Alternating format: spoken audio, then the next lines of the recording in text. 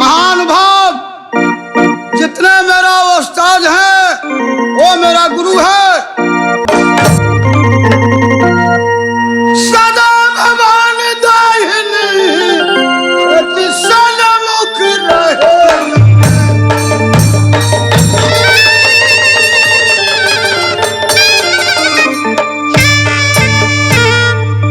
सदा भगवान दाहिनी सन्मुख रहे गने।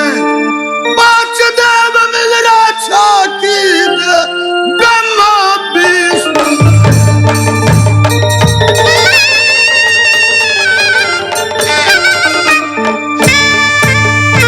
कोई अजगर करे न चाकरी, पंछी करे न काम।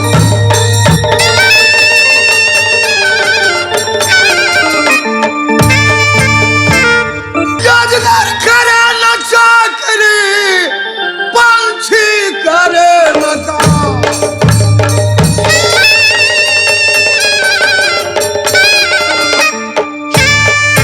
अजगर करे न चाकरी तो पंछी करे न काम। सात खंड न दीप जले, सबको दाता।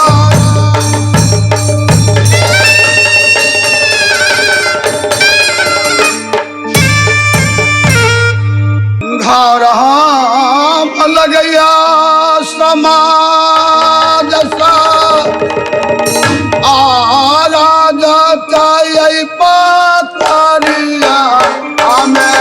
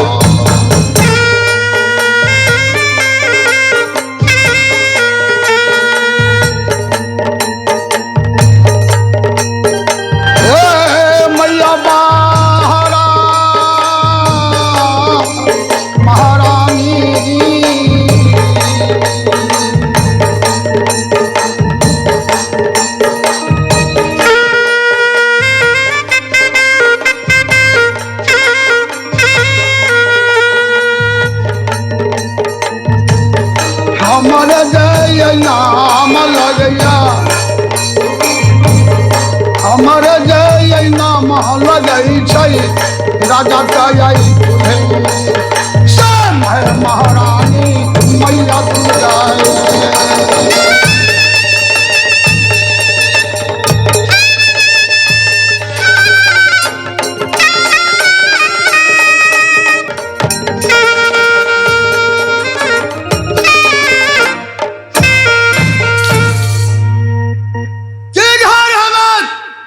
राज पकड़िया, हमारा नाम राजा कुल्हेश्वर।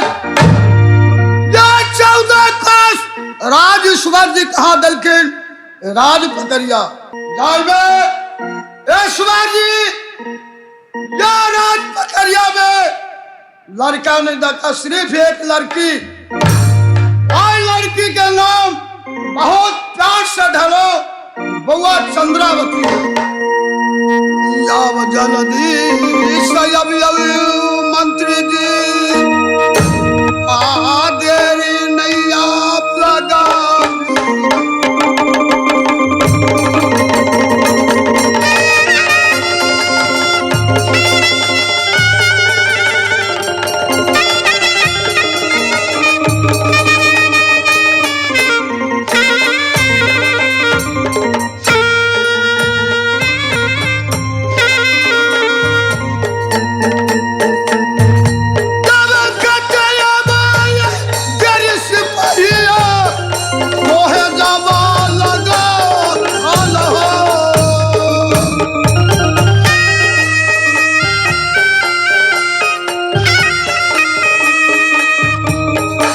रहते या भाई तेरी ये मंत्री जी कोहे जावा लगल हो ये मंत्र जी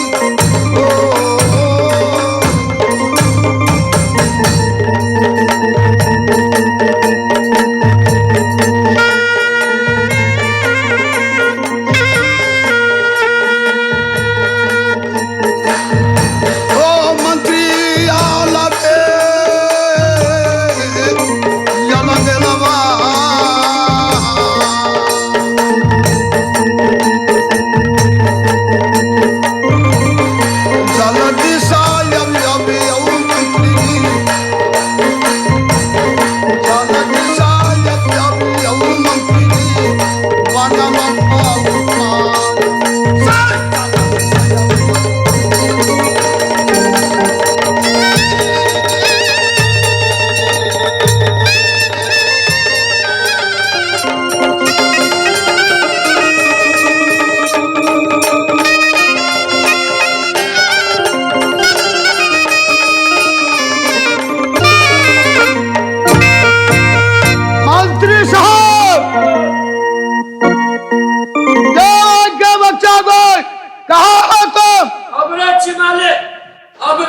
जल्दी आओ।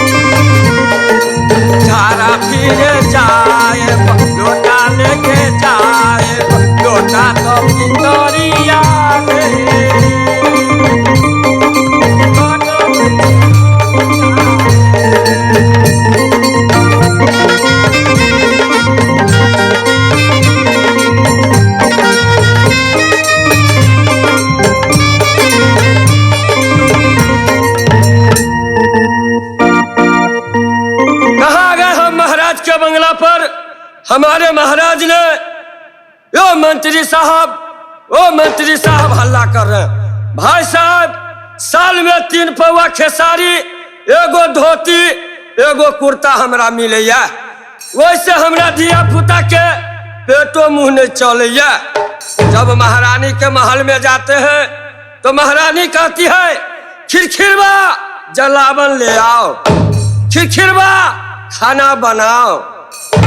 जब महाराज के बंगला पर आते हैं तो कहते हैं कोदारी मुंह वाले साले यहाँ पर ड्यूटी करो। महारानी को महल में करे कि महाराज को बंगला पर करे, हम तो करते ही करते परेशान रहते हैं। सोने तो महाराज को जाकर प्रणाम कर लेते हैं।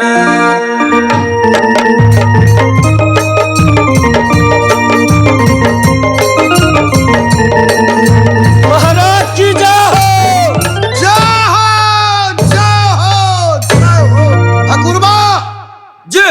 कोदारी मुंह वाले या बताओ, मैं बंगला पर अकेले बैठे रहते हैं, तुम मुझे छोड़ करके कहाँ चले जाते हैं? कहाँ चले जाते?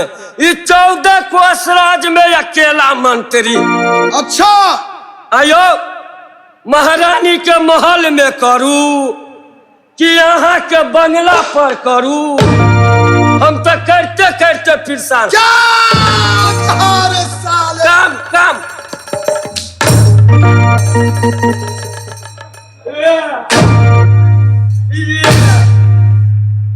काम कहलिए मालिक।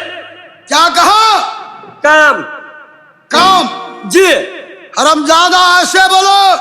महाराज जब मैं बंगला पर आते हैं तो आपको ड्यूटी करने पड़ते हैं, महल में महारानी को अहल टहल करने पड़ते हैं। तो कथी यहाँ के बुझा गेल से कथी कह दिलिए हमसे? आयो ये 14 कोस राज में अकेला मंत्री महारानी के महल में जाए तो खाने कहे खाना बनाओ, खाने कहे पानी लाओ, खाने कहे कपड़ा साफ करू। अहाँ के बंगला पर अबे रे साले कोदारी मुंह वाले यहाँ पर ड्यूटी करो।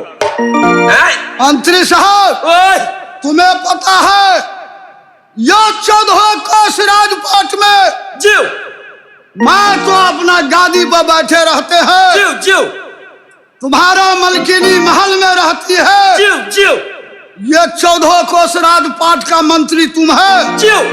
फिर काम कौन करेगा बताओ? नहीं नहीं, काम तो हम ही करे छी, दोसर कोई आका कर। हम कह छी एगो नौकरारो राख लो, कहाँ रखे नहीं छी। नहीं कोदारी मुँह वाले हरामजादा, तुमको साल में मैं 3 पौवा खेसारी देते हैं। वैसे हमने दिया पुता के पेट मुंडे झोरे। उतना ही नहीं, धोती देते हैं, जी जी कुर्ता देते हैं, जी क्योंकि बस्तर का तुमको अभाव नहीं होने देते जी हैं। जी तुम्हारे घर में खर्चा को तकलीफ नहीं होने जी देते हैं। जी जी जी समझा? जी। तब ड्यूटी बजाने में तो पीछे रहते हो। पीछे कहाँ चलिया, पीछे कहाँ चल, मलकाइन करके कनी कपड़ा खींच कर अरगन्नी पर सुखा देवेला। अच्छा वह करे छलिया। अच्छा, तुमको इसीलिए लेट लगा? जी तो सुनो मंत्री साहब, जी तुम्हें पता है यह 14 कोस राजपाट राज पकड़िया है। जी ईश्वर जी ना लड़का देके सिर्फ एक लड़की है, जी जिसकी नाम मैं रखा हूँ चंद्रावती। जी वो चंद्रावती महल में रहती है। जी। महल की राखी कौन करते हैं पता है? मकबरा निवासी चांद की दुसाद, जिसकी नाम है चोहरा चोहरमत। जी समझा? चोहरा चोहरा चोहरा चोहरमत जी। मेरे बेटी शीश महल की राखी चोहरा का है। जी इसलिए आज मेरे दिल में अभिलाषा है, सब समाचार मैं अपने बेटी चंद्रावती को पूछूंगा। जी तुम यहाँ से दो और चोहरा को बजा करके लो, तब उससे मैं शुभ समाचार पूछूंगा। ठीक है मन, ठीक है, हम जाए छी। ठीक है, दो। आई है रे छौरा आमक गाछी में, आई है रे छौरा आमक गाछी में, तोरा टिकुला खिएबो।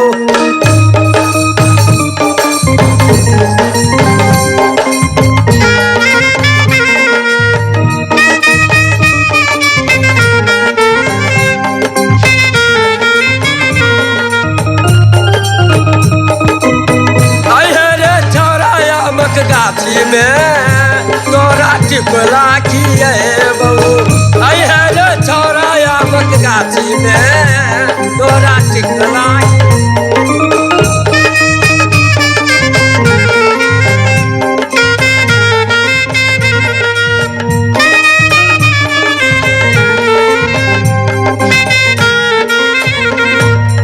टिकला खिएबो रसा गुलबा खिएबो, टिकला खिएबो रसा गुलबा खिएबो, गोदी में बिठा के सीने माती।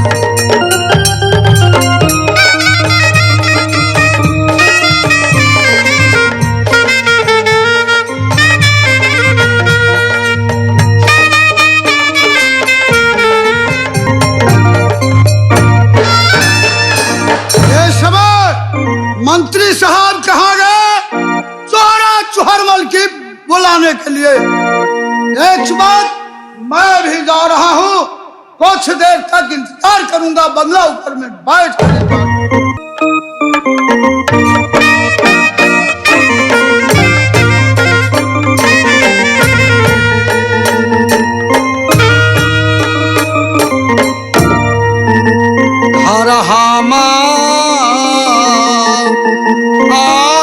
गया जबा राजा जबाया बाबा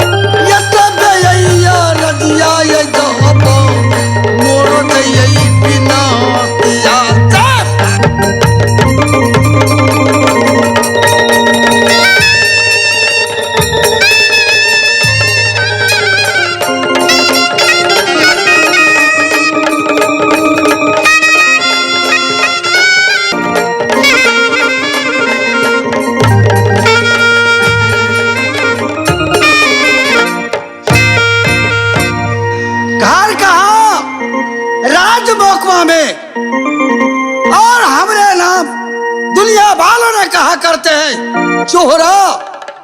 जब मैं ड्यूटी कर रहा हूं कहा राज पकड़िया में राजा लेश्वर के वहां, सुंदर सा या ड्यूटी राजा यही पकड़िया में।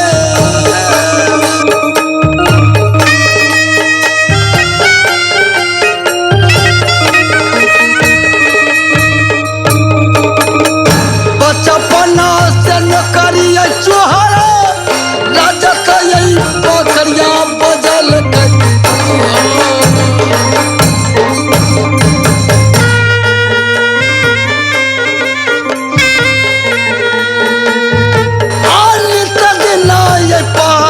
चुहारा चंद्र के यही माहौल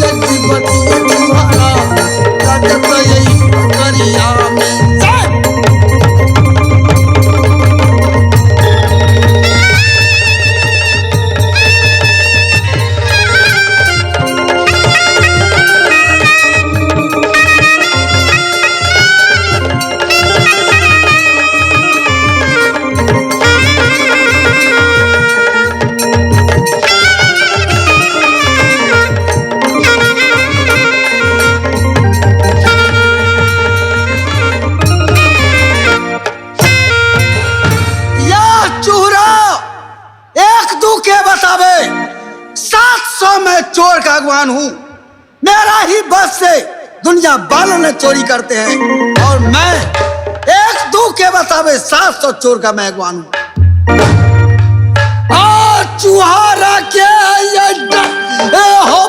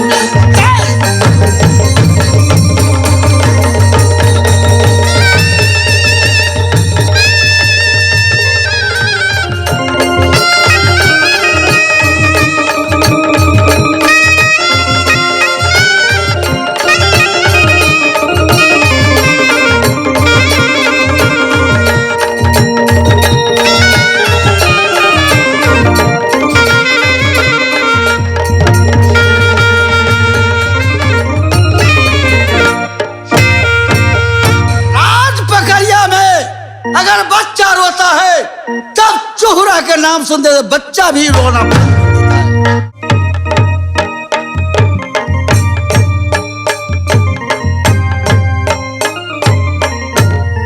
चंद्रावती को महल तक आ गए हैं। मैं देख रहा हूं चोहरा को। चोहरा है तो है कहां? सो नहीं तो चोहरा के डर से गली का कुत्ता कुत्ता, बच्चा बच्चा, सियान सियान डर के मारे थर थर कांपता है। हमें भी डर लग रहा है कि चोहरा के पास जाऊं तो जाऊं कैसे। सो नहीं तो चोहरा को हल्ला करता हूं, देखता हूं चोहरा आता है या नहीं आता है। ओ चोहरा दोस्तों, यो चोहरा दोस्त। राम राम दोस्त। राम राम। ये बताओ बोलिए। कि तुम किस लिए मेरे पास आए हो? हम इसलिए आए हैं दोस्त कि महाराज ने तुम्हें याद किया है जो हमारे बंगले ऊपर आने के लिए।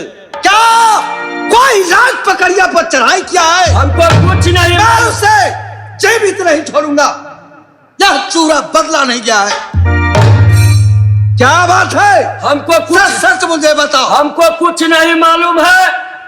मालिक बोला है कि जाकर चूड़ा को जितना जल्द हो उतना जल्द हमारे बंगले ऊपर बजा कर ले आओ। पूछा भाई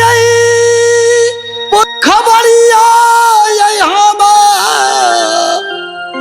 अपना हम या बाना जाके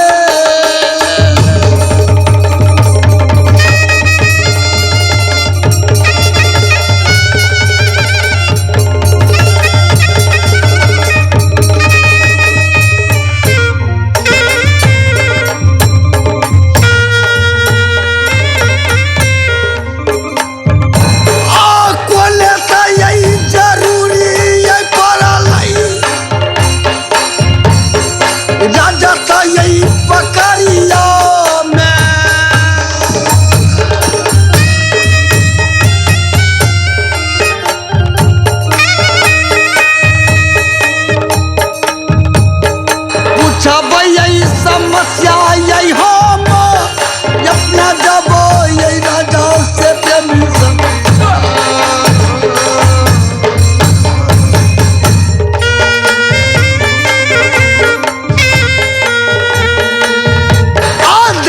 जबो ये रही ये चुहारा राजा के यही